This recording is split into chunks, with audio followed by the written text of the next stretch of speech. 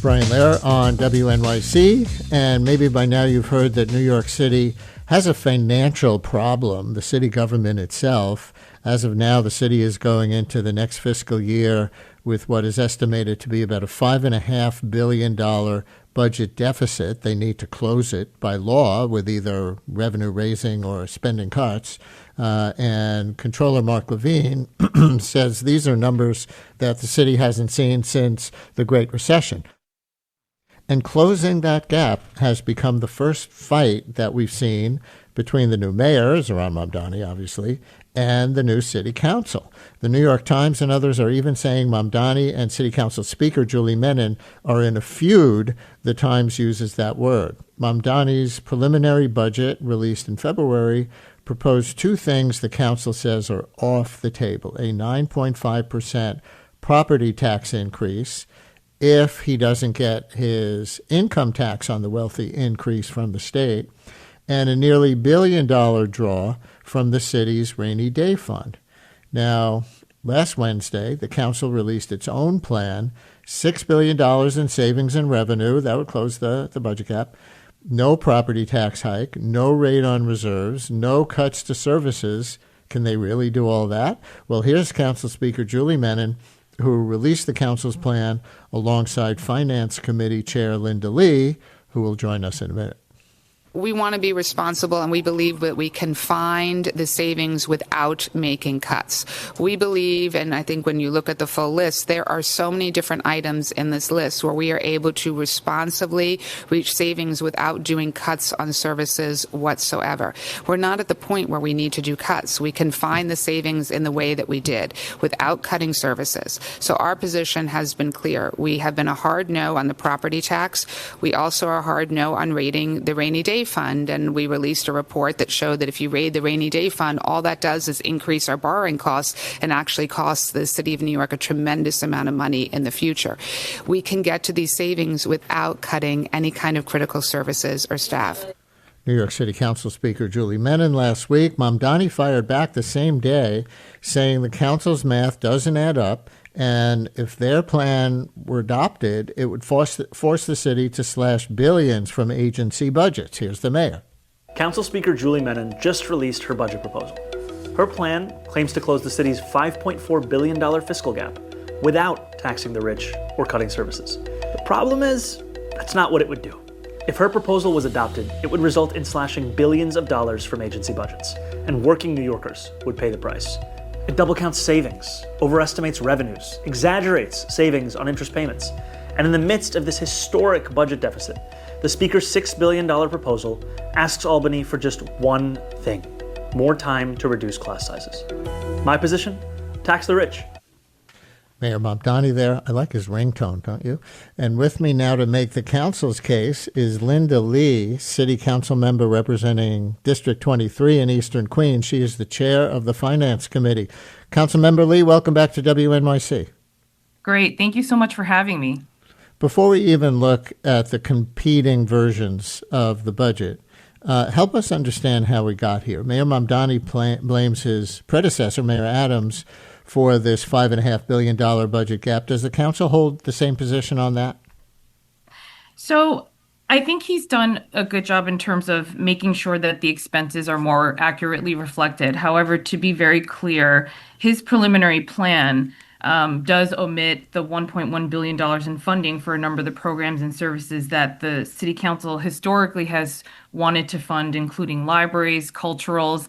And, our job as a city council is to adopt a budget that is smart and responsible and actually is protecting New Yorkers. And so as the speaker said in your opening clip, we feel very, very strongly that we can reduce this gap without having to cut services and without having to drain the rainy day fund and also without having to increase property taxes. So what is your perspective on the mayor? Well, let me ask you to respond to the mayor's clip, because you could see why this would sound like funny math on its face. $6 billion in savings and revenue, no property tax hike, no rate on reserves, no cuts to services. How do you get there? So if you look at the preliminary response that we created and look through it and read it, we actually do propose a couple, options to increase taxes. And, the speaker herself has said that she is for progressive taxes. So, for example, reducing the UBT PIT credit for income above $1 million, that's something that we on the city have control over.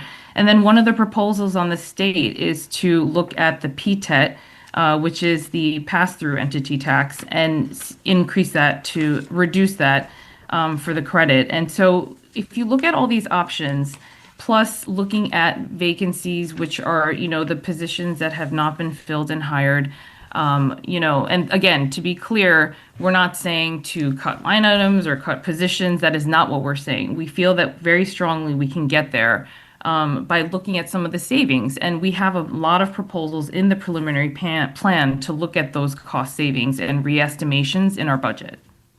The mayor has framed this as a stark choice. Either the wealthiest New Yorkers and most profitable corporations contribute more, or the burden falls on working and middle-class New Yorkers through property taxes. And property taxes affect, homeowners themselves. They also affect renters, because if the taxes are on the landlords, if the rent isn't stabilized, the landlord's going to raise the rent to compensate.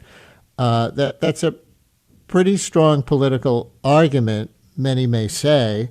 So why won't the council back him up? If Albany taxed the rich, there would be more revenue, the deficit gets addressed, and you don't have to fight about property taxes. So are you on board with the mayor and just, you could join forces and really lean on Albany to tax the rich? Right. So to be clear, we are actually in our proposal, it's outlined. We have several, I know that the mayor had mentioned in his statement that the only thing that we're calling on Albany to help us with is the class size. However, that's actually not true. If you look at the preliminary response, there's actually several things in there where we're calling on the state to help in terms of decreasing our budget gap. But in terms of the property taxes versus raising the rich, for property tax or personal income taxes, I don't think it's a binary argument. Those are not the two only options that we can look at. And that's what we on the council are trying to do, which is to have a smart and responsible budget that actually takes a look at any and all options that must be put on the table. So in terms of property taxes, I think, first of all, we can go into how our property tax system is broken and it needs to be reformed. And so it doesn't make sense, especially when we're talking about an affordability crisis time period, for us to talk about raising property taxes that would actually hurt Black and brown families the most. I have parts of Southeast Queens. There's modest homeowners, there's working class homeowners and middle class income homeowners. And this would really hurt a lot of them in terms of raising the property taxes. So we feel very strongly on the council that there are a lot of other options that we should be looking into. I saw a quote from Speaker Menon where she told reporters she doesn't want New York, quote, pitting states against each other. Does that mean she or you are against the income tax increases on the wealthiest New Yorkers and corporations? So again, I think that we have looked into and saying that all options should be on the table, looking at other options, that I mentioned at the state level.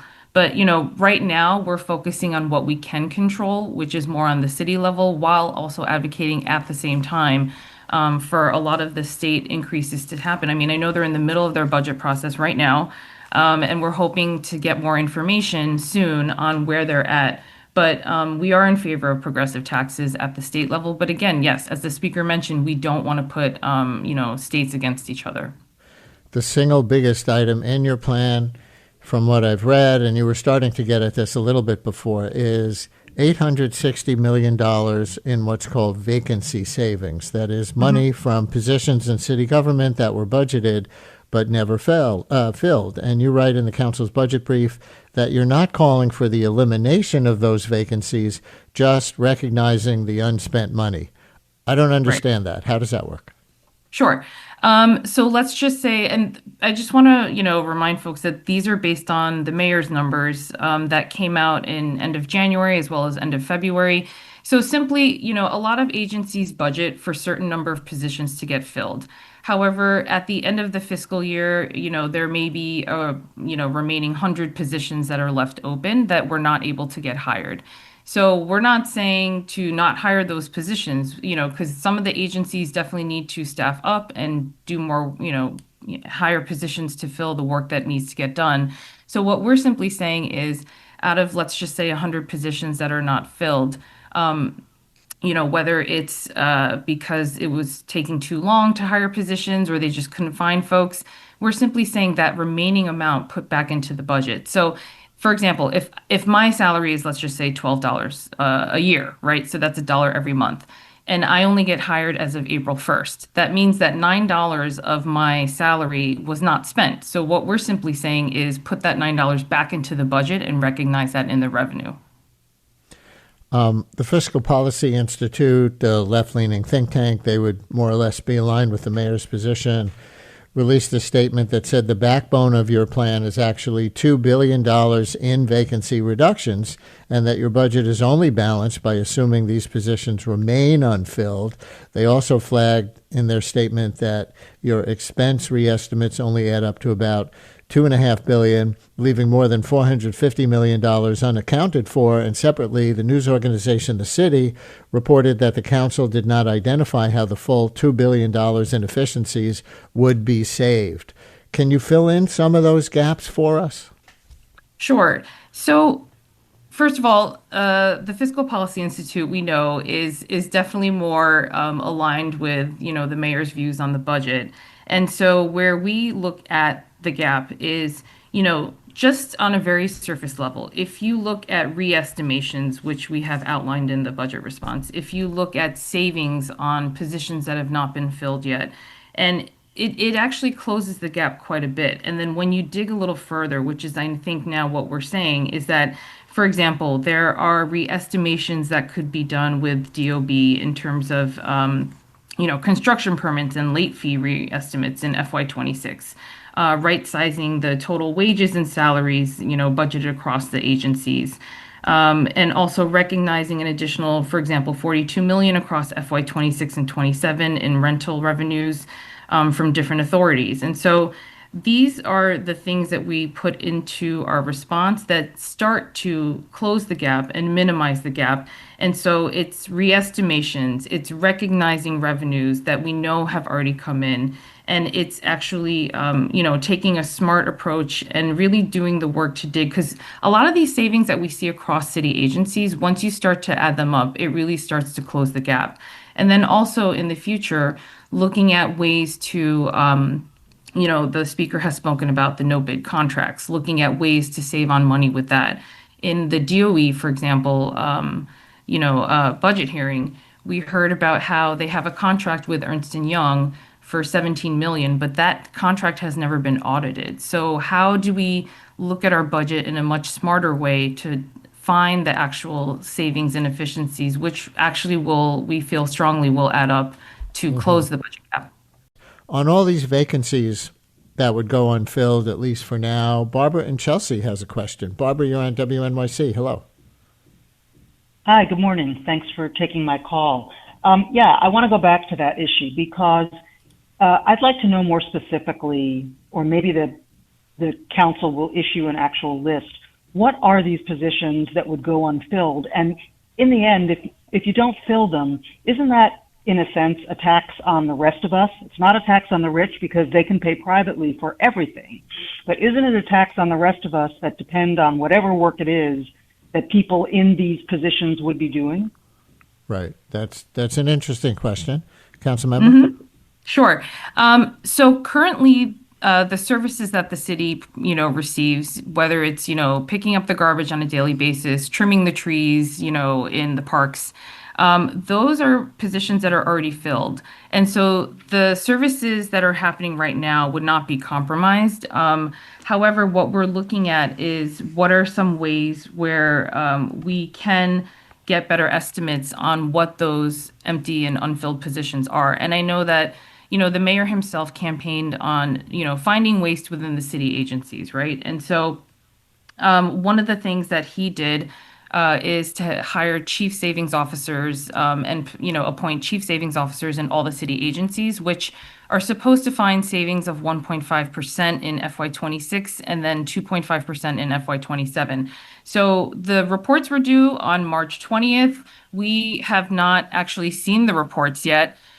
We are hoping to get some of those numbers and what the actual savings are going to be before the executive budgets start in May. So it'll be interesting to see what each city agency comes back with in terms of how many of those positions have been filled and which ones are still empty. But in terms of the services that are provided, that is not something that we see as compromised now. However, as we start to see perhaps more increases, those are things that will have to be adjusted in terms of what we want to see in the future. Would you say there is Brian, currently... may I follow up? Oh, sorry. Oh, Chelsea, Barbara and Chelsea, go ahead. Yeah, I find that response a little bit disingenuous. These are roles. I mean, it's one thing to say, let's see what the departments themselves would agree could go, but that is very different than saying we have a bunch of positions that don't happen to be filled, and I'd like to know what those are, because maybe they are things that are not the ones that should go because they're wasteful. And it seems as if the proposal that's out there now just says, yeah, these could be on the chopping block. Right. Barbara, so thank actually, you. Sorry, just to respond to that. No, I totally agree that we are looking forward to seeing exactly what the city agencies come back with, because that's not information we currently have right now. That'll be coming up in the executive budget for FY27. What we do know is that there were vacancies reported at the end of January and February, and we are hoping that they would get filled, especially in the agencies that need the services. But in terms of a breakdown by agency, that's something we're going to look forward to in FY27. Would you say, Councilmember, that there is currently a feud between the mayor and city council? The New York Times says this, for example: an episode that began as a fiscal flare-up mushroomed into perhaps the most pointed political feud of Mr. Mamdani's mayoralty, positioning Ms. Menon, a fellow Democrat, as a willing adversary. And about Speaker Menon, that Times article says she has raised concerns about some of Mr. Mamdani's public safety agenda, and embracing her identity as the city council's first Jewish speaker, she quickly moved to mandate buffer zones around houses of worship and schools after a protest outside a synagogue erupted last year. So do you support the speaker on the buffer zones and the public safety agenda? And do you think it's gotten to that point already between the mayor and Speaker Menon, or you, as all of City Council as a whole, that it's a feud? So yes, to answer your first question, I do support the speaker on the buffer zone bills. I think this was a way to protect folks in their houses of worship while also protecting First Amendment rights. And so we were very clear about that. I do think that, the mayor's comments towards the speaker was inappropriate. I think it's a bit premature because right now we're still in the beginning of the budget process. There's a long way to go. We still have a lot of conversations that need to be had. And so I think there were a lot of us on the council that were a bit surprised, to be honest, at his statement that came out. And it came out pretty quickly after our budget response came out. And so, a lot of us were a bit surprised that it was that aggressive so early on in the process. And so, this is a partnership. We have to make sure that we are partnering with both Albany as well as the mayor to get this budget closed. And we have 51 members on the council that will have to vote on this budget to get passed for FY27. So, we still have a long way to go. And so we're looking forward to having conversations in the future. But, I do think that I don't know if I would categorize it as a feud just yet, but we are, like I said, working very hard in terms of the next steps of negotiation, and definitely we're surprised. We have a couple of interesting listener comments on property taxes. One listener writes, the fairest taxes by far are property taxes, in this listener's opinions, if you don't provide forgiveness and other programs that distort how they're actually paid for. Why not fix that thicket of special interest programs? And I think we're going to hear something similar from Maura in Bay Ridge. Maura, you're on WNYC with the City Council Finance Chair, Linda Lee. Hello. And Maura, turn the radio off, okay? So we don't get the delay in the background. You there? I am. So I was just curious. My understanding is that it's very difficult to make the property taxes for luxury buildings any higher than the rest of us. And as a homeowner in Brooklyn, you know, I am very happy to pay my fair share of taxes. It's a great thing that I'm able to do to contribute to my community the way the community gives back to me. But I don't understand why luxury buildings, why can't we target those buildings to have just even a slightly higher property tax rate, so that we can make up what I imagine would be a huge gap right there. Thank you, Maura. Council member? Sure. So as I mentioned earlier, to your point, our property tax system is broken. And so what we see across the city is that there are certain modest homeowners, let's just say in parts of my district in Southeast Queens, that are getting taxed at a higher rate than some of the more luxury buildings that you're talking about. And so what we are trying to say is, especially now in an affordability crisis, we do not want to raise property taxes because it's going to hit hardest on a lot of the homeowners that cannot afford to increase taxes at this point. And so I think what our approach should be is really taking a deeper dive at looking at the system and trying to fix that before we even have a discussion on raising property taxes. And what about economic growth? And Maura, thank you for your call. The Times has an article today citing the city's net loss of around 20,000 private sector jobs last year. That was under Mayor Adams, but Mayor Mamdani has to deal with it. The Times notes he changed, Mayor Mamdani changed an economic development deputy mayor position to one for economic justice and hasn't yet named a head of the city's Economic Development Corporation. Do these things bother you as bad for the city, or is it the kind of reorientation that the city maybe needs, given the vast inequalities?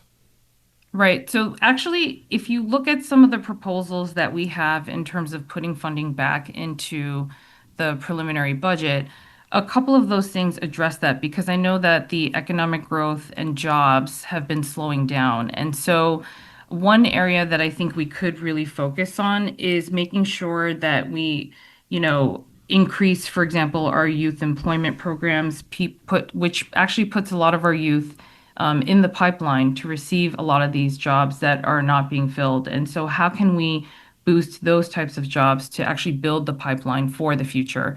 And how do we look at FIFA, which I know a lot of folks are talking about, and how do we use these opportunities to see how we can increase revenue and boost the economy? But, I think a lot of what is not being talked about also is the small business owners, right? Because our city is really built on the backs of the small business owners. And how do we use these job opportunities, for example, that I mentioned with youth employment, to actually boost a lot of the small businesses in the areas where they're actually working? So I think there's a lot of industry sectors, for example, with the AI sector, tech, and all of those things that we can look at as new job opportunities. And also, how do we use those tools to improve, I would say, good governance? How do we use that to improve the efficiencies on our end? And so even looking at solutions, like